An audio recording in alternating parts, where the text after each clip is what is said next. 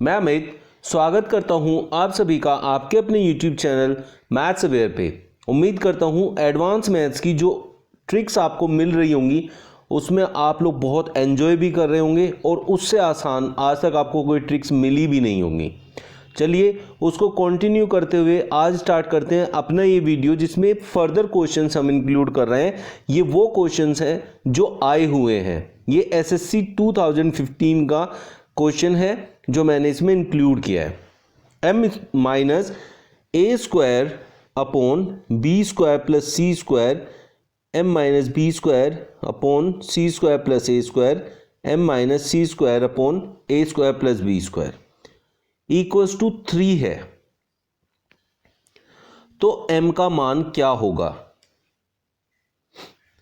ऐसे क्वेश्चन में जब भी आपसे पूछता है, देखिए मैं आपको इतनी अच्छी ट्रिक इसकी बताने जा रहा हूं जो आपके हमेशा काम आएगी।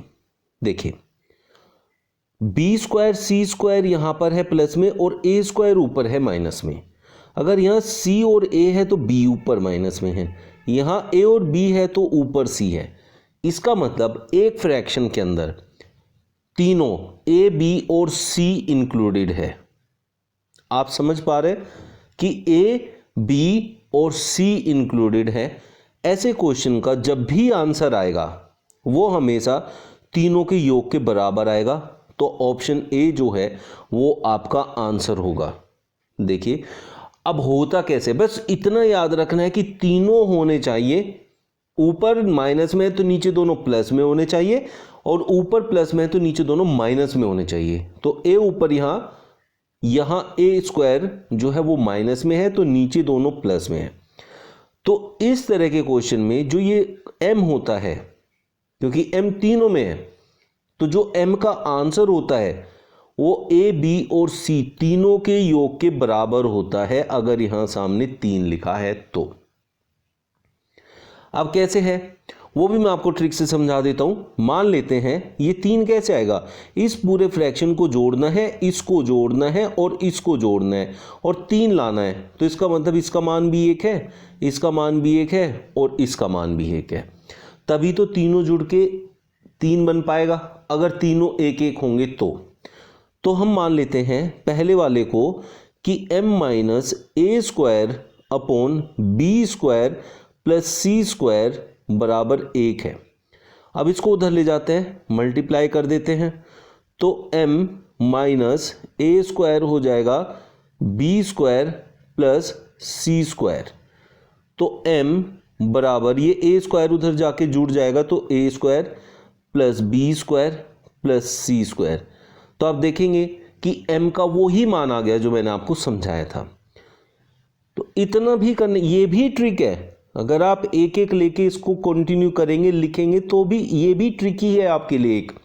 बट आप लोगों को इसको कभी डायरेक्टली करना है तो बस आपको इन तीनों का योग इसका आंसर देना है। अगर ऊपर वाला प्लस में होता, प्लस ये m प्लस ए स्क्वायर होता, तब फिर बस बी स्क्वायर और सी स्क्वायर के एडिशन में से ए स्क्वायर को माइनस कर देते, तब हम माइनस करके आंसर देते। लेकिन वो हर किसी में अलग होता तो ऐसा आपको देगा नहीं, तो इसलिए इसका आंसर तीनों का योग ही देगा। तो first option is the correct answer. उम्मीद करता हूँ आप लोगों को बहुत अच्छे से समझ में आ रहा है। समझ में आ रहा है तो लाइक कर दीजिए, और जिन्होंने मेरे चैनल सब्सक्राइब नहीं किया है प्लीज़ कर लीजिए। कोई सजेशन हो तो मुझे कमेंट बॉक्स में लिख सकता है, जिसको समझ में नहीं आया वो भी कमेंट बॉक्स में मुझे लिख सकता है। नेक्स्ट क्वेश्चन देख लेते हैं। ये थोड़ा सही से दिख नहीं रहा होगा तो मैं बता देता हूं आपको। ये है x की पावर a मल्टीप्लाइड x की पावर b मल्टीप्लाइड x की power c is equals to 1। अब हम देख रहे हैं कि यहां आपको क्या चाहिए, यहां चाहिए a cube plus b cube plus c cube. तो इसका मतलब आपको a b और c का मान पता होगा तभी आप इसको निकाल पाएंगे। अब हमारे पास ये एक कैसे आएगा, मैटर ये है, ये एक जैसे आएगा आप अपने हिसाब से, जैसे मैंने आपको सिखाया है ट्रिक बनाना, तो इसमें अपने आप वैल्यू रखनी है। और ऐसी कौन कौन सी वैल्यू रखूं कि मेरा एक आ जाए सबको जोड़ के। देखिए कि अगर मैं किसी की भी पावर, अगर हमारी किसी की भी पावर 0 होती है तो उसका मान 1 होता है। ये 1 इंटू 1 इंटू 1 1 हो जाएगा। तो इसका मान ए का और बी का और सी का 0 हो सकता है, लेकिन उस कंडीशन में अगर मैं यहाँ 0A 0B 0C मतलब तीनों को 0 रखूं तो ऑप्शन में 0 दिया होता, वो दिया नहीं है। आप समझ पा रहे हैं?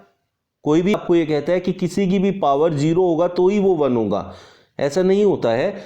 एक की पावर एक भी एक ही होता है। तो हम कहेंगे कि अगर x 1 है और a 1 है गुणा में x 1 है और b भी 1 है गुणा x 1 है और c भी 1 है, तो ये 1 बनेगा। 1 इंटू 1 इंटू 1 बराबर 1। इसका मतलब हम x का मान 1 लेंगे, a b और c का मान भी 1 लेंगे। अगर ऑप्शन में 0 होता तब हमारा जो पहली हमने बात सोची है वो बिल्कुल सही होती और हम उसी से करते, लेकिन अभी ऐसा नहीं है। अभी हमारे पास ऐसी वैल्यू नहीं है, ऑप्शन में 0 नहीं है, इसीलिए हमने a b और c को 1 लेंगे।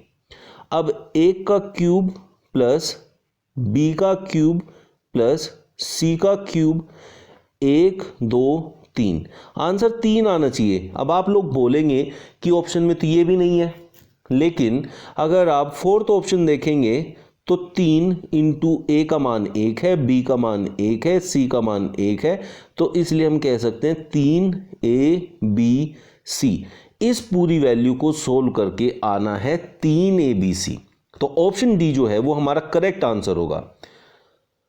वीडियो बढ़िया लग रही है तो लाइक करना ना भूलें। बहुत मेहनत से, बहुत दिमाग लगा के आप लोगों के लिए ट्रिक्स बनाई जाती हैं और ये आपके लिए सारी ज़िंदगी बन जाती हैं कि आप एक बार सीख ले तो कहीं भी कुछ भी मिल जाए आप तुरंत इसका टिक करके आंसर विद इन सेकेंड जा सकते हैं। जिन क्वेश्चंस को आप अटेम्प्ट भी नहीं करना चाहते एडवांस मैथ्स के, उन क्वेश्चंस को आप सबसे जल्दी बेसिक मैथ से भी फास्ट कर पाएंगे। चलिए चलते हैं नेक्स्ट क्वेश्चन पे, जिसमें देखते हैं क्या कह रहा है। A square plus b square plus c square जो है a b plus b c plus a c के बराबर है, तो आपसे a plus c by b का मान पूछा है। अब जब भी आपको कभी भी 3 वैल्यू के स्क्वायर्स का सम उनके मल्टीपल्स के सम के इक्वल दे रखा है, जैसे यहां पर दे रखा है, यहां a square plus b square plus c square है और सामने ए बी बी सी और ए सी के मल्टीप्लाई का सम उसके बराबर आ रखा है। इस क्वेश्चन में हमेशा हमेशा हमेशा आपको ए बी और सी के मान 2-2 समझने हैं। ए बी, ये बी है, और सी, तीनों के मान आपको 2 लेने हैं।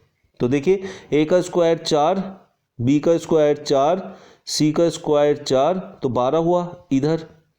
अब इधर भी देखिए ए बी का मान कितना होता है, ए गुणा बी, तो ए गुणा बी 2 दूनी 4 प्लस बी गुणा सी 2 दूनी 4 प्लस ए गुणा सी 2 दूनी 4, तो ये भी तो 12 ही है। इसका मतलब हम अगर ऐसा कोई भी क्वेश्चन होगा तो उसमें हमेशा ए बी और सी को 2-2 मान के चलेंगे। अब इसमें रख दो, आपका आंसर आ जाएगा।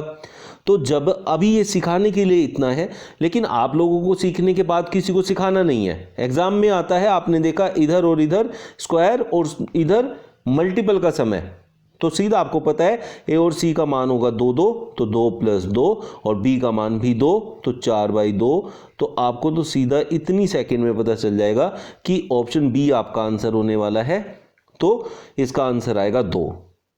आप इस तरीके से इस ट्रिक को यूज कर सकते हैं, जहां भी आपके पास स्क्वायर्स का सम हो और इक्वल्स में उनके मल्टीपल का सम हो, तो ये आता है।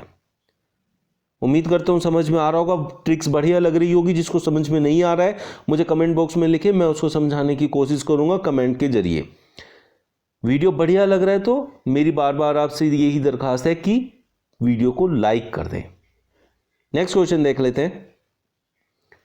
x + 1/2 की जो वैल्यू है वो 2 है। जब भी x + 1/x की वैल्यू 2 होती है, पहले भी बता चुका हूं, वहां x की वैल्यू हमेशा 1 होती है। x1 प्लस, देखिए x प्लस 1/x मिलके 2 होना है, तो एक ये होना चाहिए, एक ये, तभी तो 2 बनेगा, एक और एक 2। अब ये एक कैसे बना, x को अगर मैं 1 रखूं तो 1 प्लस 1/x तो यहाँ भी है, तो इसलिए इसकी वैल्यू भी 1, तो इसलिए 2 बन जाएगा। अब आपके पास x का एक वैल्यू लिया था आपने, तो एक यहाँ रखें, 1 की पावर 12 माइनस 1/1 की पावर 12, एक की तो कितनी भी पावर कर लो एक ही रहता है, 1/1, तो ये हो गया 0। तो ऑप्शन ए आपका करेक्ट आंसर है।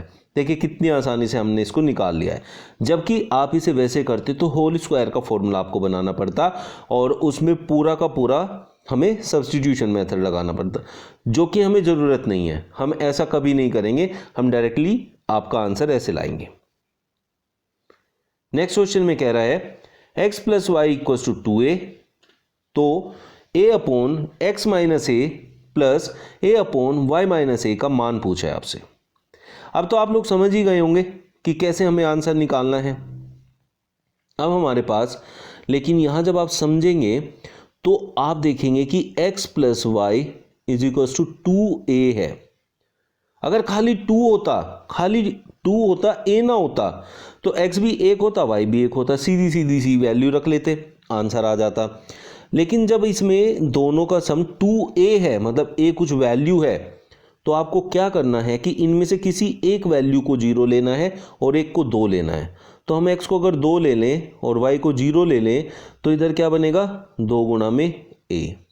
तो इधर 2 बराबर 2 गुणा में a, मतलब यहाँ 2 गुणा 1 कह सकता हूँ, तो इसका मतलब a की वैल्यू है 1 और x की वैल्यू है 2 और y की वैल्यू है 0। ऐसे करके हम इसको बनाएंगे। अब हम यहाँ पुट कर लेंगे अपनी वैल्यूज। a की वैल्यू है हमारी 1 अपॉन x की वैल्यू है हमारी 2 और माइनस में a करना है तो माइनस में 1 प्लस 1 अपॉन y हमारा है 0 और a है हमारा माइनस का 1, तो ये बनेगा 1 अपॉन में 2 में से 1 गया 1 प्लस 1 बटा में माइनस 1, तो 1/1 होता है 1 और 1 बटा में माइनस 1 होता है माइनस 1, तो ये बनेगा 0। तो इस पूरे की जो वैल्यू आने वाली है वो 0 है, तो ऑप्शन डी आपका करेक्ट आंसर है। उम्मीद करता हूं आप लोगों को सारे क्वेश्चंस बहुत अच्छे से समझ में आए होंगे। जिसको कोई क्वेश्चन समझ में नहीं आ रहा है कमेंट बॉक्स में लिख सकता है, मेरे से पूछ सकता है। एक क्वेश्चन और है जो अभी हम इसमें डिस्कस करने जा रहे हैं, उसको देख लीजिए, वो बहुत इंपॉर्टेंट क्वेश्चन है जो हमारा 2015 में आया था मेन एग्जाम में।